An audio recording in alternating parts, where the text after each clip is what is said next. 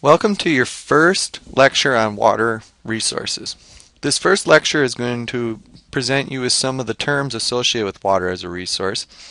You're going to get into some of the geology around water as a resource. You're going to look at some of the legal terminology with water, and you're going to look at the differences between surface water and groundwater.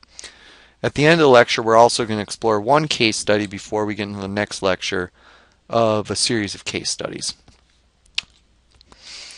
Water is a valuable commodity in both agriculture and in industrial operations. If you look at this figure, you would see that many of the products that we use, including the cup of coffee in front of me, takes quite a bit of water to produce just 1 liter of a beverage. You could look at this and say the lesson is that we should all drink more beer and eat more potato chips. But at the same time, you need to take a different perspective on this and say a lot of the things such as cotton, which you might have remember you did a resource trail, very few people mentioned how much water it takes to make something like a t-shirt. But coffee, hamburgers, microchips, cotton, these all require copious amounts of water to produce. We'll, in this lecture, look at the differences in water use in terms of being consumptive and non-consumptive. There is a high demand for water, and some of you may have already heard of some of the issues surrounding water as a resource, but it's not just in other countries around the world. Within our own country, areas, especially the western United States, are experiencing growing conflicts over water as a resource. Many of these conflicts are between areas that are urban environments competing with agriculture for a diminishing supply of water. This is very apparent in areas like the Front Range of Colorado, such as where Denver, Boulder, Fort Collins, all these cities are in a fairly arid environment, and they're relying on a source of water where there's only so much to go around. You look at this in something like the Rio Grande Valley, where you have places like Santa Fe and Albuquerque. These are areas where you see quite a bit of conflict. And that conflict is only going to get bigger in the future. Of course, Arizona is starting to see many water conflicts, and areas like Las Vegas and Reno, Nevada, all are experiencing more and more water conflicts as more and more people move to these cities, and there's less and less water available to them. Now, in the Great Lakes states, this is a billboard from an area down in here in the Grand Rapids area. People in the Great Lakes are somewhat skeptical and apprehensive about western states taking their water. So this billboard is a message saying, hey, western states, stay away from our water. And a lot of this fear is unfounded because of the fact that we just don't have federally the money anymore to engage in big water diversion projects, but at the same time, western states are often making claims that they want to tap into eastern water supplies, especially water supplies in the Great Lakes. This could be Bill Richardson, who is the governor of New Mexico. And Bill Richardson, back in 2008 during the presidential election, came forward in a quote and said that he believed that the western states really were entitled to water from the Great Lakes states. And this is a quote from him. I'm not going to read the quote, but I will point out that at the end when he was talking about water policies, he said states like Wisconsin are awash in water. This got quite a few people angry at him, and really it kind of spelled his doom as a presidential candidate. He might have made a lot of people happy in western states, but he definitely didn't make people happy in a lot of Great Lakes states or states out east that have a wary eye on western states that in a lot of ways do abuse their water as it is to divert water from what many people consider a very valuable resource in the Midwest. Water is a topic that's constantly in the news. In the next lecture, we'll explore the Great Lakes Water Compact, but for now I just want to point out that if you were to type in Great Lakes and other water news in a news search, you would get quite a few studies on this and articles. So when the Great Lakes Water Compact was signed, this is just some of the articles that came up. Now, diverting water from the Great Lakes and from areas that have water is a big ambition, but it's not unheard of. And ever since the 1960s, there's been numerous plans drawn up to divert water from areas like the Yukon River and the Canadian Shield that drains into Hudson Bay and the Great Lakes in a big series of reservoirs and diversions into the southwest of the United States. This is another one that was drawn up. Now this has lots of people very frightened, but at the same time there really isn't a large amount of federal dollars available for many things. Later on we'll explore a smart energy grid, and it's very unlikely that we'll even be able to pull something like that off, which is much cheaper than a large-scale water diversion project like this. However, people in the West still year after year make calls to do this, and year after year people in the eastern United States are very wary and come up with different measures to make sure that this type of thing does not happen. A lot of what we're talking about gets into water law. Now this is a very basic introduction to water law, but you basically have two types of water law. You have riparian water law in the eastern United States. Basically allows people to use water in a reasonable manner along a body of water as long as it doesn't alter the flow of that water body. Now there's also something called the greater good principle, and that's saying as long as the water is being used to serve the greater good of the community, you can do it within a reasonable manner. This is meant for water that's always flowing, your streams that are always flowing, mainly for surface water reasons. But that law doesn't really apply to the western states, and when that concept was taken to the western United States, people started running into problems during the gold mining rush when they were diverting water for mining operations. So what people started doing was claiming the limited amount of water for what they were doing. And what you would do is you would go into an area and you would stake a claim, but you would stake a claim to the water rights. And you would claim so much of the water. And so that says if you're the first in time, you're the first in line and you get to make that claim. However, if you don't use the amount of water that you claimed, you lose the right to use that water.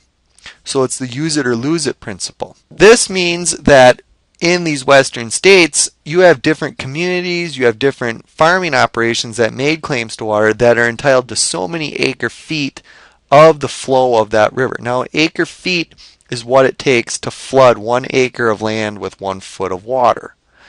So if you start thinking of these agricultural operations, an acre foot, you're talking about hundreds upon hundreds of acres, and you're diverting significant flows of a river in order to meet that measure. Water is a scarce commodity. 97% of water on Earth is saline. That means the majority of our water is not drinkable unless we desalinize it. 69% of that 3% is locked in ice caps and glaciers. Most of these glaciers and the material is in Antarctica. About 30% of that 3% is within groundwater. A lot of this is not economically utilized because the groundwater is no good for use, or it's so far down you can't get to it. Finally, less than 1/4% is in freshwater lakes and rivers. So what we have here in Wisconsin is very unique and rare if you start looking at lakes and rivers around the rest of the world. World water use, in terms of world water use, the majority of water goes to irrigation. The problem that we're experiencing today is that while irrigation still uses the majority of global water, more and more municipalities and industry is cutting into that water supply. There's only so much water to go around, and when you have so much of it going to irrigation, but then you have municipal bodies, cities, and industry cutting into that, you start to run into those conflict issues. In terms of global water withdrawals, agriculture accounts for about 2/3 of global water use. In terms of industry, municipalities, and reservoirs, you can see that industrial use is continuing to go up, and so is municipal use. The problem is that these reservoirs, these represent what central delivery projects can provide, and the amount of water getting put into reservoirs is really flattening off because there's only so many areas in the world you can dam. And also, it's very expensive to put in a reservoir and a centralized delivery method. So that means that there's only so much water to go around and demand is continuing to go up. That leads to that previous slide that talks about potential conflict in the future, not just domestically, not just in the western United States, but in our eastern states and in the rest of the world. Some areas, there's quite a bit of conflict already occurring when it comes to conflict over water as a resource. We look at water withdrawals in the United States, and we can see that you have three main states that account for quite a bit of water withdrawal: California, Texas, and Florida. These are all big agricultural states. Big agriculturally for many of the salad bowl items or the fruit bowl items that we have. Tomatoes, cabbage, lettuce, grapefruit, citrus crops. These are all coming from these three states. You look beyond that and you can see that these plain states in here are taking up quite a bit of water. This is a lot for things like corn production. Down here you have things like for irrigating things like cotton. And then of course you have water withdrawal here. This involves agriculture as well, but a lot of the agriculture here is not so much, it's a lot of, would that be for specialty crops. Idaho shows up because of course the potatoes. Surface water, California, Texas, and Florida lead. If you look at groundwater, these states lead as well. Groundwater serves as kind of as a backup to these states. You look at a place like Nebraska though, a lot of the water comes from the ground to irrigate the corn that we looked at in the last unit, just like Colorado and Kansas. And you can also see that these states show up for surface water diversions as well. If we look at household water use in the United States, you would see that the least amount that we use is really for drinking. And this is drinking and cooking. So when we think of water, it's not just for drinking in the household. And as a matter of fact, the majority of it goes towards flushing toilets, followed by bathing, and then laundry and dishes, drinking and cooking, and then you have brushing teeth, just little rinsing operations. If we look at freshwater withdrawals over time, we would see that over time there's been quite a bit of water withdrawals around the world.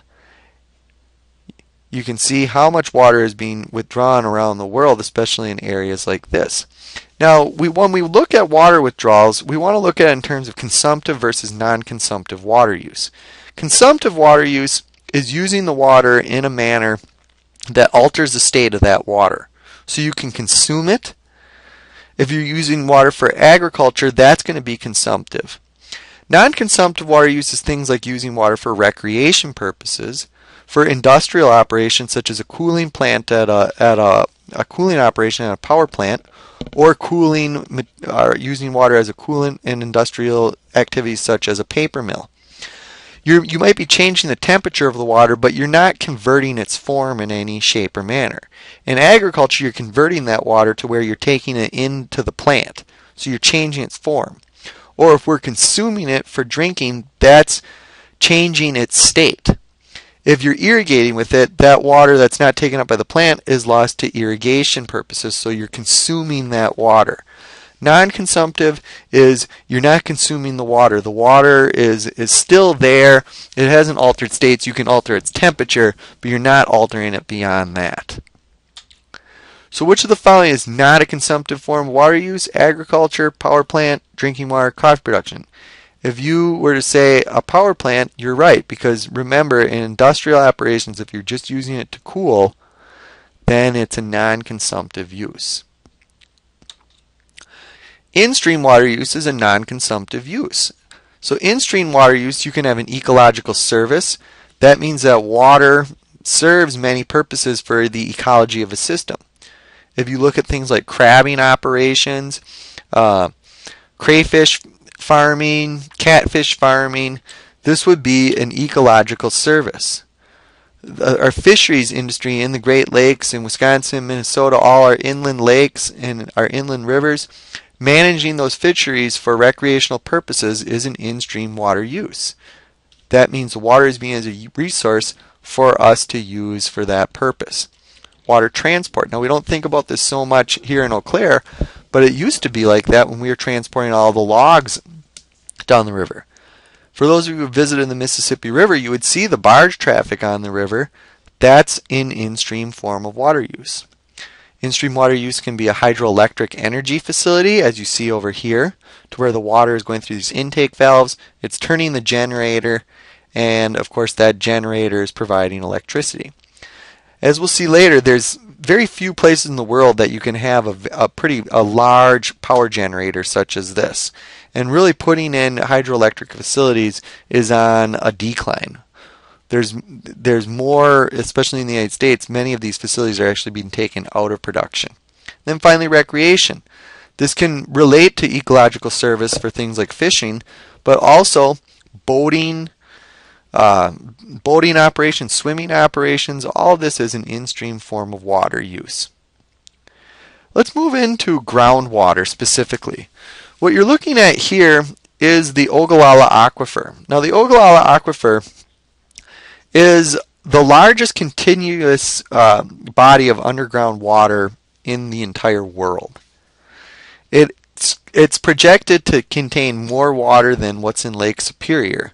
However, the Ogallala Aquifer is experiencing some major water withdrawal issues. If you look at the change in saturated thickness here in the panhandle of Texas, what you would see are there's areas that have dropped by over 100 feet in the past 14 years. Actually now, within about the past 20-some years, this has actually gone down even more.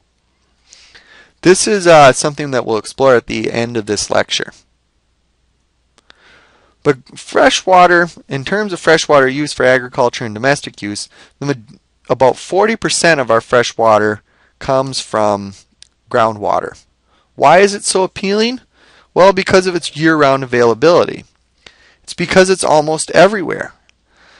You can get water year-round and pretty much everywhere in the United States. Now, sometimes you have to drill fairly deep, and sometimes it's not very good quality. But unlike a lot of surface water supplies, if you have a surface water supply, you have to have a deep enough body of water so you can put in those intake valves where it's not going to get affected by ice or potentially in the summer months bacteria that grows. Now, almost everywhere, yes, it is almost everywhere, but sometimes it's so far down that it's prohibitive to drill for, and also sometimes, even though it's almost everywhere, you can run into some contaminants. However, overall, groundwater is available to many people in the United States. When it comes to putting in a pump, it's much cheaper to put in a pump for groundwater than some big surface delivery mechanism. We'll explore that a little bit more in the next lecture. But something like a canal that diverts water from the Colorado River all the way to California is billions and billions of dollars to put in, and billions of dollars to maintain. However, if you're even a medium-sized farmer and you want to, you can sink a well for sometimes hundreds of thousands of dollars, but oftentimes tens of thousands of dollars, and that well can provide you with the water you need to maintain your agricultural operation, as long as the water table remains high enough. There's very little water loss in the use of groundwater. Because you don't have those surface delivery mechanisms, there's no water really seeping in the soil, and you don't lose water to evaporation.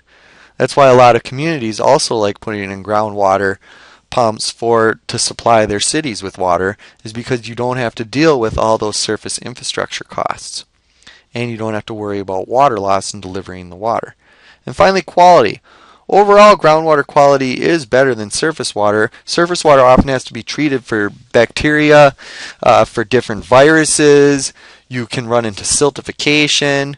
All these issues are surrounded with surface water, and groundwater, it might take a little looking around because not all groundwater is the same, but overall groundwater does not need to be treated for a lot of contaminants the same way that surface water does. That's not saying that groundwater always has high quality. Sometimes groundwater quality can have lots of bad things in it, like fluoride or radium or even arsenic.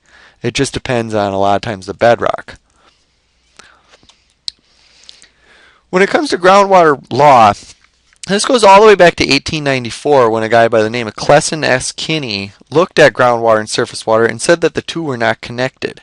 Now scientifically they are, and we'll see this in a little bit, but definitely if you lower the groundwater, if you lower the water table, lots of times the surface water will disappear. However, back when this study was made, it was seen that groundwater was completely different than surface water, and that groundwater was really this big underground series of rivers. And when it comes to groundwater law with the FDA, the FDA says that they have some very strange rules when it comes to groundwater in terms of having bottled water. So if a bottled water company wants to put in a spring, or have spring water, they need to tap into groundwater where it actually meets the surface. We'll take a look at that in some figures. So here we have some different aquifers. We have a confined aquifer.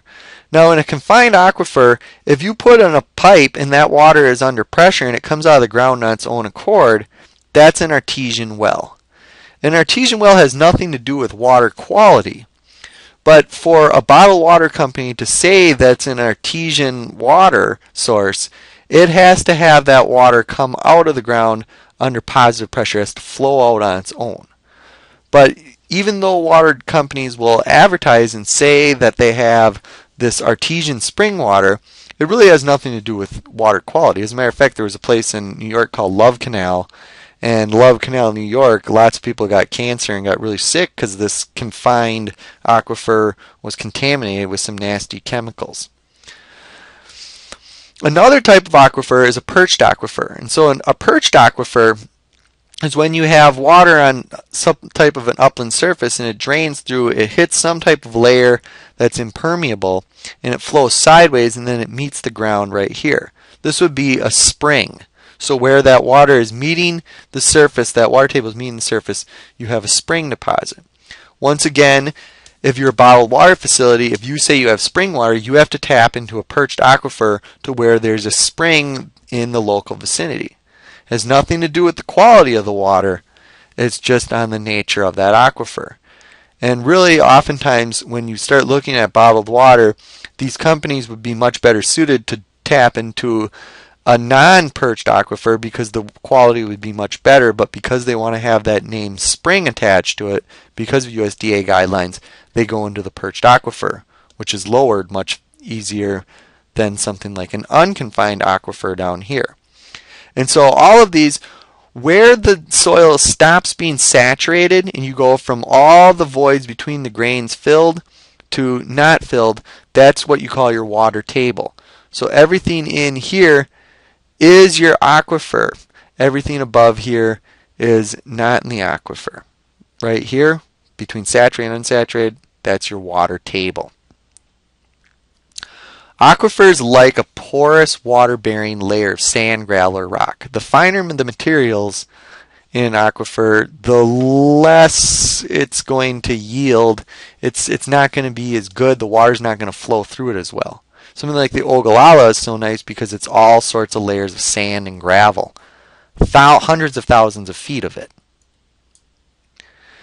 Now, aquifers often have recharge zones. Now, recharge zones can be upland areas of rivers, these wetland areas where water seeps into the ground through the wetlands, or in mountainous environments you can have these recharge zones up in the highlands and the mountains where they get more precipitation and then it soaks down into the aquifer. About a third of the world's population depends on groundwater, and groundwater oftentimes is non-sustainable in that these aquifers were put in place many thousands of years ago under a different climatic and geologic setting. We look at percent groundwater use in the United States and it varies. However, in Wisconsin, we get the majority of our fresh water comes from the ground. We would think that it comes from surface waters, but really the majority of it comes from the ground. Minnesota even more so. We start looking at the states that get the majority of their fresh water from surface water deposits. You'd see California. That's because they have their big delivery projects from the Sierras. Oregon uses under half. Once again, it's because they divert a lot of water from the Cascades and from the Columbia. Then you have places like New York with only 35%. That's because New York has some of the best developed above ground reservoirs in the entire country.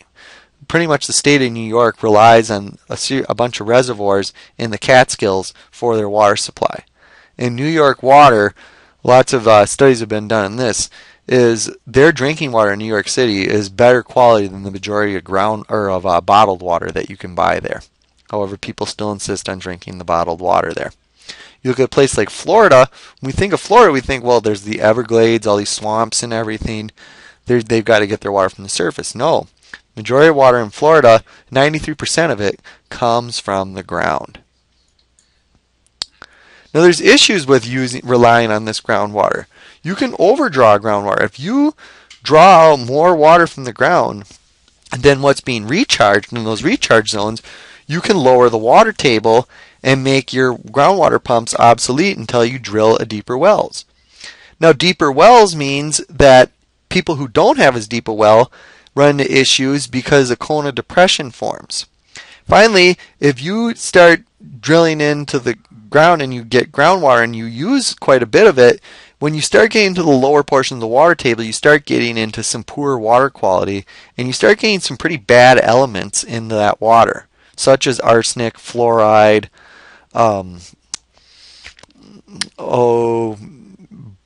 boride, some nasty elements that are toxic to humans that we can't use, and so a community, if they run into this issue, has to go and re-drill a new well elsewhere. And oftentimes that aquifer is connected, so they have to start going pretty far away and putting in more delivery mechanisms to get to that groundwater. Finally, saltwater intrusions. If you live in a coastal area and you overdraw on your groundwater, you run the risk of tapping into the salt water.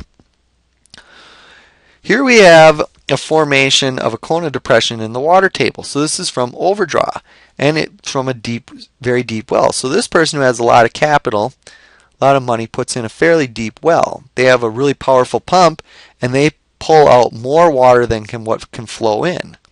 Now these two wells over here have gone dry. This is an issue that's occurring quite a bit in the western United States as more and more these larger wells are taking over other wells, and of the overdraft and the lowering of the water table overall. This is a saltwater intrusion. So the saltwater intrusion is much like the cone of depression, but it's a cone of depression that forms in the bottom of the freshwater lens. And so before, this well was tapping into this freshwater that rests on top of the saltwater. But what ends up happening is this well has taken up so much water that it's starting to tap into the saltwater down here, and you get saltwater contamination. This is where you want to listen to the NPR story on groundwater overdraw, but with groundwater overdraw you also run into a subsidence issue. And in this case we have a valley. This is the San Joaquin Valley in the Central Valley of California, to where back in 1925 the layer of the ground was way up here. But because of taking the groundwater out, those grains have kind of settled and compacted, and the ground surface in 1977 is way down here. And since then it's actually subsided even more. That's not just limited to the San Joaquin Valley. You have subsidence issues going on in northeast Wisconsin, central Minnesota, all along the Central Valley of California, and quite a bit of problems over here in Arizona and New Mexico, to where areas of I-10 in the past have collapsed from groundwater overdraw. Now what happens when you lower the groundwater is you can take a stream to where it's being fed by groundwater, such as the Chippewa River or the Eau Claire River, and if you lower the water table, now that stream, when it rains heavily, is feeding into the groundwater. This is what's happened in areas like Tucson, Arizona, to where all these people have moved into these areas and tapped into the groundwater, where you used to have these rivers that would flow year-round through the Tucson area. Now what you have in 1989, it's even worse now, is these rivers, because of the pressures on groundwater, no longer flow year-round, and they just flow when they get heavy rains. So which of the following areas would not be prone to groundwater overdraw? If you say they are all prone, you are correct. It's not just the western United States. There are rivers in the eastern United States, such as the Ipswich in Maryland, that have ceased to flow year-round. They only flow when you have the snow melt and when you have high rains. In Florida, there are lakes that have gone dry from groundwater overdraw. It's not just a western United States issue anymore. So here goes a case study in the Ogallala Aquifer. Now the Ogallala Aquifer is quite extensive. It's in Texas, it's in Oklahoma, it's in New Mexico, it's in Colorado, it's in Kansas, it's up here in Nebraska, and it even extends up into Wyoming. It's a very, very big aquifer, and it's fossil groundwater. It's not water that has formed in recent years. What it came from is a long time ago, all the Rocky Mountains over here to the west were covered in a big glacier. And when that glacier melted over millions of years, extending from 1.3 million years ago to about 10,000 years ago, all those sediments and all that water was carried off here into this apron off to the east of the Rockies. And all that water in that glacier soaked into the ground, and it makes up this big deposit of water, which many people have estimated is larger than even what's in Lake Superior, or used to be in Lake Superior. But because of overdraft, there's been big declines in the level of that water, more than 40 feet in places like the Panhandle of Texas, up here in southeastern Colorado. This means that people are having to drill deeper and deeper wells, and that runs into that Kona depression issue. Also, it's getting to the point where those deeper wells are starting to get into some toxic materials and corrosive materials, which means they can't be used anymore. So I'm going to focus in on a little case study right here in the Panhandle of Texas. And in the Panhandle of Texas and Oklahoma, in the 1930s during the Dust Bowl, what many people did who stayed behind if they had the capital was they put in a centrifuge pump.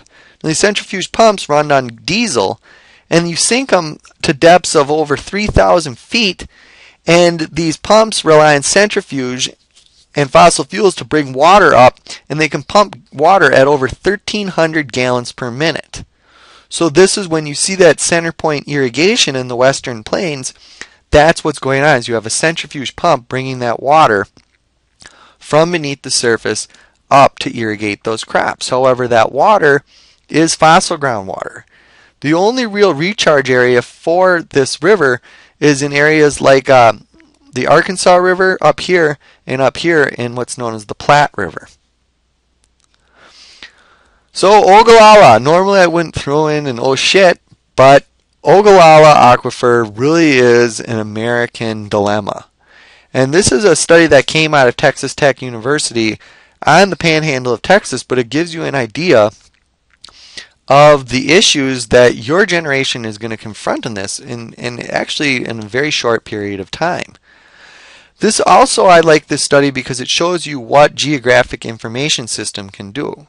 Now, if you were to get more into geography, geographers use geographic information systems to study problems where you combine physical data, such as over here, with you're measuring the actual aquifer, to cultural data here, such as where you have center pivot irrigation.